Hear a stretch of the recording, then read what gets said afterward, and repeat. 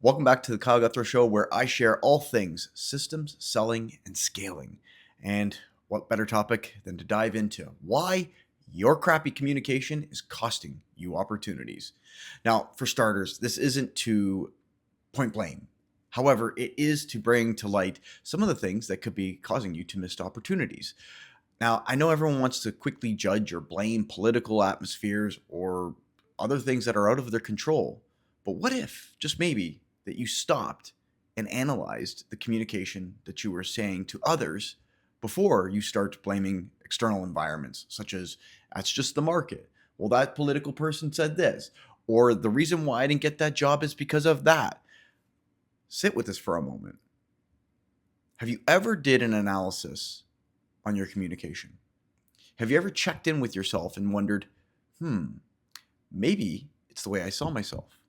Maybe it's my communication style. Maybe it's the way I say things.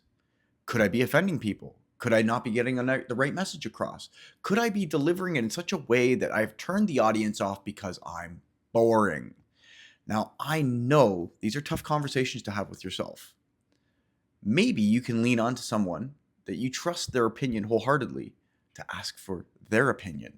Now, before you start running to family members and friends, lean on somebody that actually is versed in the space. Hell, you can even reach out to me and I can give you a deep dive, critiqued analysis of your communication style. So let's dive into it because there are so many myths out there. Well, let's start with one. My work will speak for itself. Now, it doesn't. Unfortunately, you have to do the speaking.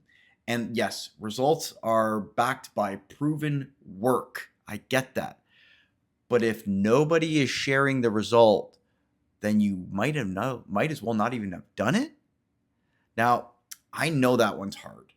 And of course you should have done it because there's obviously more things to just recognition and acclamation from those that you seek. But here's the thing. You are the only person that's going to be able to sell yourself. Whether you're jumping into a job interview, vowing for that next job, or just even trying to sell your services. It is the responsibility of you. Stop blaming external environments, politics, your work environment, what's happening in the market. None of that matters because there's so many people out there with way less mediocre skills than you, crushing it, killing it online, killing it in their businesses because they know how to sell themselves. So, what does bad communication actually look like? For starters, rambling under pressure. It's not getting your point across. It's not being clear, not being concise, not getting to the damn point. If you're in an interview or if you're trying to meet with somebody for the first time or you're trying to sell your services to an angel investor or whoever, figure out who that audience member is because that is so critically important. Obviously, you need to be prepared, but most importantly, what are some of the things or the attributes that you've done that you could sell yourself to that specific person? Because it doesn't mean you just sell and spray and pray that it lands on everybody. Actually figure out a result that resonates with that specific person or audience. The next one, this one's a big one. Self-sabotage patterns. You see this time and time again.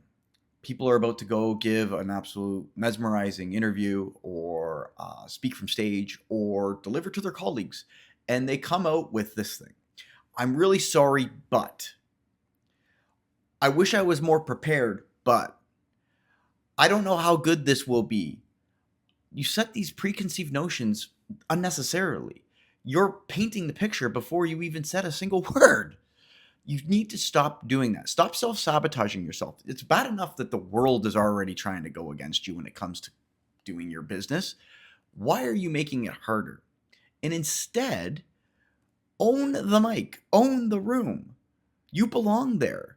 Your content that you're about to deliver, the information you're about to share, the accolades that you're going to present to somebody, you deserve it.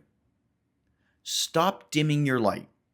Instead, shine a spotlight, but do it cautiously. Nobody likes people that are conceited or cocky. The real stakes I want you to sit with this one for a moment. What is the real result of this opportunity if you don't dial in your communication? You don't dial in your sales pitch. Think about that for a moment.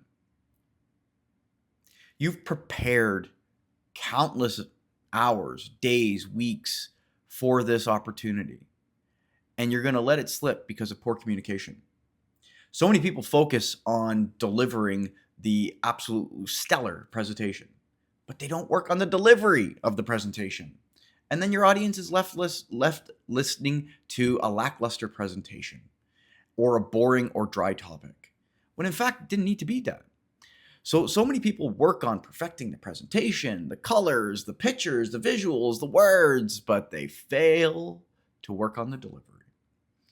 So these are some missed opportunities. Now, I'm going to dive into AI in one of the upcoming podcast episodes because I think it's critically important. And I want to share this one with all of you, just as a little bit of a teaser.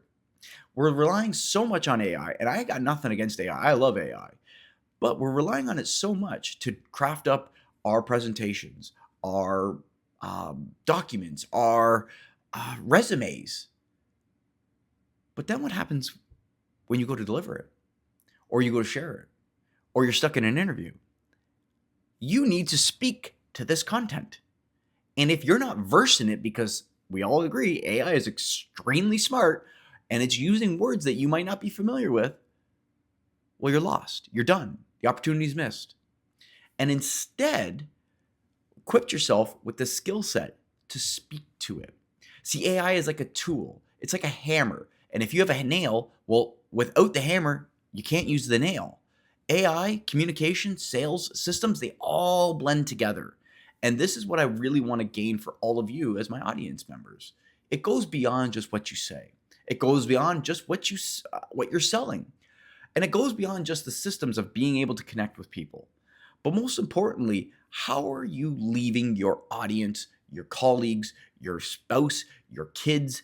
How are you leaving a lasting impact on them? So I'll give you an example. We're back in the interview room. What is the impression that you want to leave for the interviewer? How can you help serve this new company that you're being interviewed for? Speak on the results, but share anecdotes and stories to ground that point so that the interviewer can visualize what you're trying to say. And you don't need to go and rhyme off all the technical things that you've done. Depending on the job, obviously, don't come at me because obviously you do need some technical skills when it comes to certain applicants. But I'm just saying in everyday sense, because the opportunities are endless. Whether you're trying to converse with someone in the street, having a conversation with the barista at your favorite coffee shop, or just even trying to communicate with your kids. Figure out your style. Be true to yourself with that style. Now, you can venture off. You're more than welcome to role play different scenarios. And what do I mean by that? Well, we all have different communication styles. We obviously speak to our family members, our friends differently than when we would speak to a colleague or potentially a person that you've just met for the first time. We tend to have this facade on when we're trying to impress people that don't know us. When in fact, I always just tell people, just be authentically you.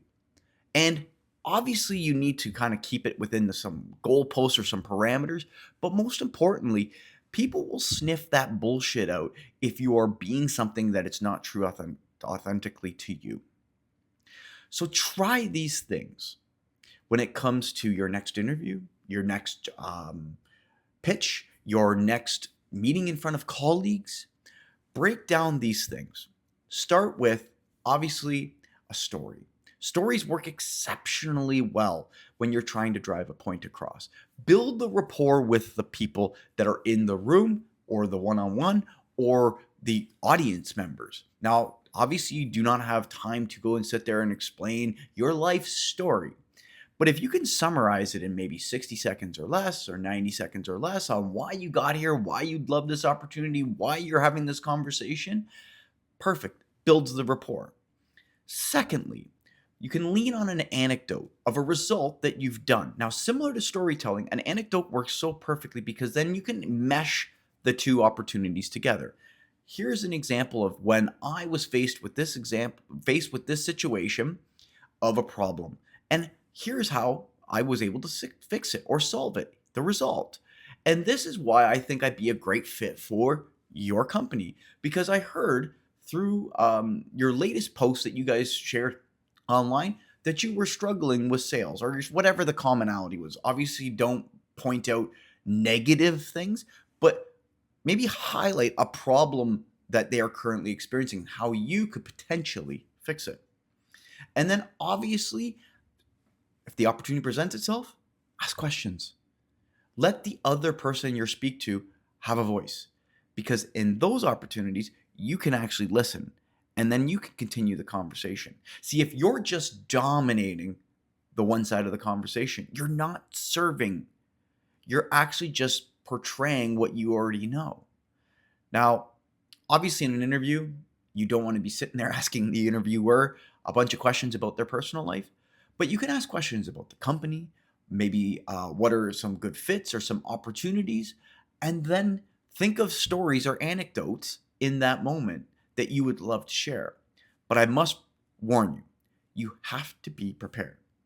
So your homework for this podcast is I want you to think of 10 stories that were ultra successful in your life, whether it be with family members, friend, you helped solve a problem, you got a friend out of debt, whatever the situation was, piece of advice you gave that really landed or connected, have those ready so that when people ask you for these opportunities or these opportunities to speak, you have the stories ready.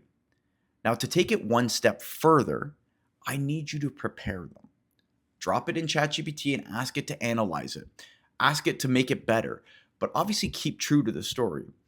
And find a way that you can practice by delivering it in very concise and clear manner. Because, like I said, nobody has time to listen to the long, drawn-out, winded story of how you were able to do this thing or whatever the problem you solved. Try those two things. Send them to me. I want to hear from you because I know so many people suffer in silence when it comes to communication. And I'm here to share you do not have to. Lean on me, lean on AI, lean on other resources, but it comes to practice. Have your anecdotes and your stories ready and be prepared to keep practicing. So the next time someone asks you, what do? You're ready for that next opportunity. Until next time, I hope you love this episode. I would really mean the world to me if you could like, share, subscribe, post, repost, and just keep delivering this to as many people as you possibly can. I know that's a big ask, but to be honest, it means the world to me because I know so many people that are struggling with communication and they don't need to. I look forward to seeing you on the next episode of The Kyle Guthrie Show.